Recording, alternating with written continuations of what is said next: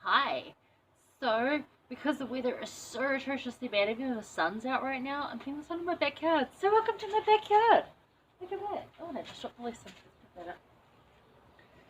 So, it keeps like thunderstorming, so I can't really walk into the gardens because I'm going to get like torrentially downpoured on. So I was like, well, let's do it in my own garden because this is the area that I grew up in, and we're talking about stripling warriors this week and how they were brought up. So, it kind of makes sense. I'm right here by my water-soaked daffodils. There, so you can see them there. They're all droopy looking. So, being that they're droopy looking, I pick them and put them inside.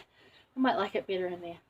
Anyway, so we're in Alma 53 to 63 this week. This is the end of Alma. It's kind of sad. I'd like to hear more from Alma, but never mind. Alma's passed away. Helaman's going to be there. Helaman's going to continue on, and there's some good stuff there too. Right in the lead up to Christ coming, and then suddenly we're into the end of the Book of Mormon, and it's Christmas, so real fast downhill slide there. So we're going to start in 53:20, because we've read the story many times. So anyway, 53:20 says, this is when the stripling warriors had volunteered to, getting dripped on even now, to come and help them fight, because they could see that it was getting tricky, and that they were that the Nephites were suffering. So they took upon themselves the name of the Nephites. You can read that in verse 16. And they entered into a covenant to fight for the liberty of the Nephites, which included them too, because they were like with them, so it makes sense.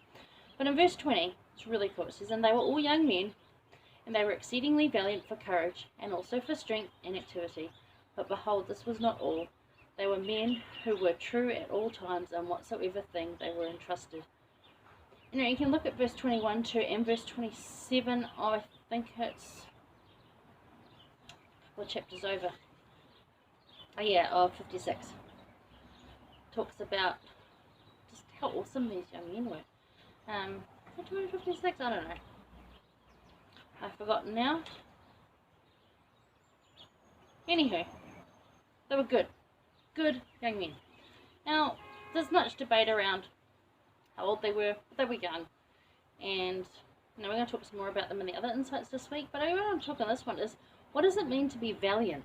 Like, what is valiant? Because when I was a kid, growing up next door, which I'll show you in a bit, my house and my back door is like right behind the camera here, so, when we were in senior primary, Valiants were the name of the classes. So you weren't all CTR or whatever, you were Sunbeam, Star, and then Valiant. So I think they're trying to get that into our thinking. I was like, didn't make any sense to me what it meant, because no one actually explained what the word was. But to be valiant, if you look in the dictionary, it says the definition it gives is possessing or showing courage or determination. The Bible dictionary will add the synonyms to this description of, they'll add the synonyms courage, diligence, noble, and uprightness. And the word that came to me too is resolute. It's stalwart, it's resolute, I don't know, it's this me. But it's being proactive rather than passive. That's what valiant is to me. Proactive rather than passive. It's giving every effort and observance with no fear, nothing wavering. And I like the phrase nothing wavering. That's in James 1:6. It's used in one other scripture too. But I love James 1:6 with the nothing wavering.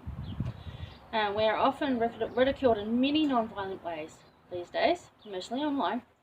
But to be valiant is to speak out and stand up for our beliefs without bitterness or contention, rather with an affirmation of our beliefs and a testimony of their truthfulness. And it's hard to do that peacefully. We talked about that last week, so we're going to go back and look at the end, number 5 from last week's. It talks about contention, dissension, and some ways to not be that way. Elder Neil L. Anderson has an excellent quote for this. He says, "You're a valiant child of God, and with his help you can triumph in the battles of this fallen world. You have done it before, and you can do it again." So I really like that. So what does it mean to be valiant? It is to be courageous, with determination, to diligent and noble and uprightness and resolute. It's a good way to be. I like that, valiant. But go look at the other things that are in there, and we're going to talk about a couple more of those.